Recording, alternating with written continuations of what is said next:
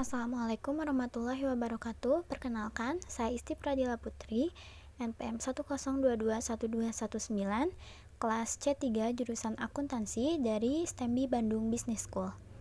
Pada tugas kali ini, saya akan membahas tentang Ma'rifatul Insan.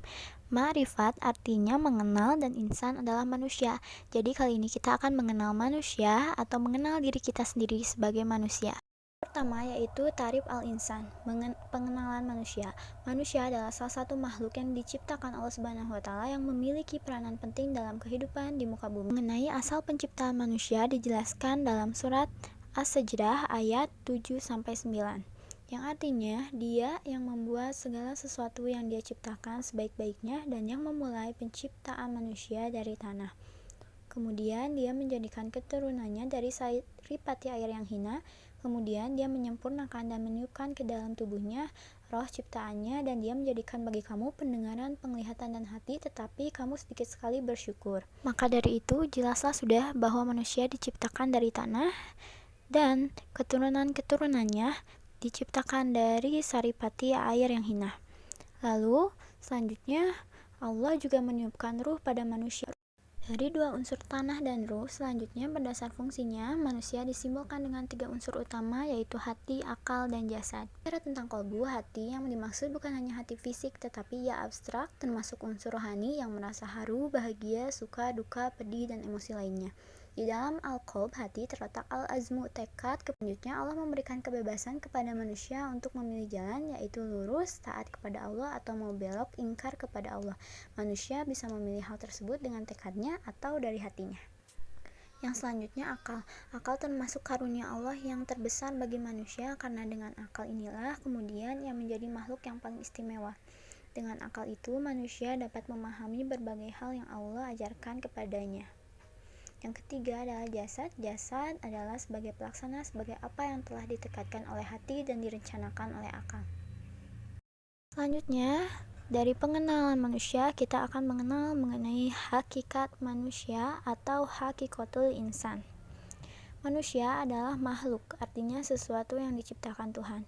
Manusia diciptakan dalam keadaan alal fitrah, maksudnya adalah diciptakan oleh Allah Ta'ala berada dalam kecenderungan kepada kebenaran dan patuh kepadanya. Yang kedua, manusia juga diciptakan oleh Allah Ta'ala dalam keadaan doif atau lemah. Kelemahannya terutama dalam menghadapi godaan hawa nafsunya. Manusia juga diciptakan oleh Allah Ta'ala dalam keadaan jahil atau bodoh.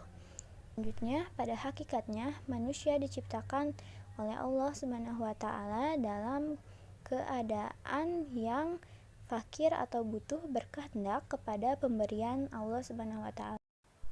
Sebagai makhluk, manusia dimuliakan dengan tiga perkara. Yang pertama yaitu manusia adalah makhluk yang diberikan atau ditiupkan ruh yang diciptakan Allah kepada dirinya.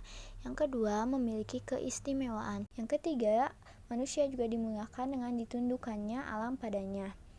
Pada hakikatnya, manusia juga merupakan makhluk yang dibebani dengan dua perkara, yaitu ibadah dan khalifah. Yang pertama, dibebani dengan ibadahnya. Yang kedua, dijadikan khalifah di muka bumi. Maknanya adalah menugaskan kepada manusia untuk mengelola bumi dan memperlakukan perintah-perintah Allah Ta'ala di sana. Manusia adalah makhluk yang diberikan potensi oleh Allah Subhanahu wa Ta'ala. Memberikan tiga potensi kepada manusia, yaitu potensi pendengaran, penglihatan, dan hati. Pendengaran secara bahasa, pendengaran adalah kemampuan untuk mengenali suara, sedangkan pendengaran menurut pandangan Islam adalah mendengarkan ajaran-ajaran agama Allah yang disampaikan kepadanya oleh Rasul-Rasul Allah.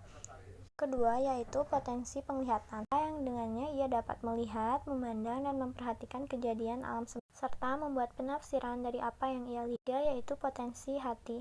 Menurut Ibnu Rajab Hanbali, yang dipetik oleh Mustaq, diibaratkan sebagai raja kepada seluruh anggota badan, dan anggota badan adalah tentara yang patuh dan taat. Segala potensi tersebut akan diminta pertanggungjawaban oleh Allah Subhanahu wa Ta'ala. Ada dua jalan yang dapat kita pilih, yaitu menjadi amanah atau hianat. Dari selanjutnya yaitu mengenai nafsu insan atau nafsu manusia. Kata an-nafs bentuk jama dari anfus, an-nufus, yang berarti jiwa dan nafsu. Nafsu ada pada manusia setelah bercampur antara jasad dan ruh. Jiwa manusia adalah pangkal kendali baik buruk manusia secara keseluruhan. Allah SWT telah mengilhamkan, memberikan kebebasan memilih kepada jiwa manusia untuk memilih jalan takwa atau jalan fujur, kesesatan. Jiwa manusia itu dapat kita bedakan menjadi 3 keadaan. 1. Ruh di atas hawa. Nafsu. Pada kondisi ini, manusia akan berorientasi atau punya kecenderungan untuk selalu berzikir di setiap keadaannya, dalam rangka mengontrol diri, sehingga jiwa pun selalu merasakan ketenangan untuk selalu berbuat yang terbaik. Jiwa yang seperti ini di dalam Al-Quran disebut dengan istilah nafsul mutmainnah. Kedua, ruh tarik-menarik dengan hawa nafsu. Pada kondisi ini, akallah yang paling berperan dan akan terjadi konflik batin antara keinginan beramal soleh dengan kecenderungan untuk berbuat maksiat. Jiwa-jiwa seperti ini di dalam Al-Quran disebut dengan istilah nafsul lawwamah atau nafsu yang selalu menyesali diri. Yang ketiga yaitu jiwa yang selalu menyuruh kepada kejahatan. Allah berfirman dalam Quran Surat Yusuf ayat 53, dan aku tidak membebaskan diriku dari kesalahan karena sesungguhnya nafsu itu selalu menyuruh kepada kejahatan, kecuali nafsu yang diberi rahmat oleh Tuhanku. Selanjutnya yaitu materi sifatul insan atau sifat manusia. Manusia adalah makhluk hidup yang terbentuk dari banyak sifat. Jiwa manusia diberi 2 jalan, yaitu jalan kebaikan dan jalan keburukan. Takwa dalam Al-Quran memiliki 3 makna, yaitu takut kepada Allah dan pengakuan superioritas Allah. Yang kedua, bermakna taat dan beribadah. Yang ketiga, dengan makna pembersihan hati dari noda dan dosa. Mensucikan diri sama dengan membersihkan jiwa. Menurut bahasa, tazkiyatun nafs terdiri dari 2 kata.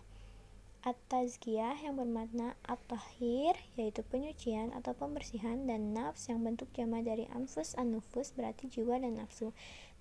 Jadi tazkiyatun nafs berarti penyucian jiwa dan nafsu. Sifat manusia sangat ditentukan oleh intensitas dan efektivitas usahanya dalam melakukan tazkiyatun nafs.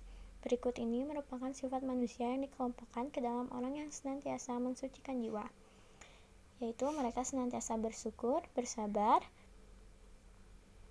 berhati lembut, penyayang, suka taubat, berlemah lembut, memiliki sifat yang jujur, amanah, serta memperoleh keberuntungan. Yang kedua yaitu jalan fujur atau keburukan. Manusia yang berada di jalan fujur senantiasa selalu melakukan pengotoran jiwa atau at-tadzkiyah. Sifatnya antara lain tergesa-gesa, sering berkeluh kesah, kikir, kufur, mengingkari Allah, pendebat, pembantah, zalim, dan jahil.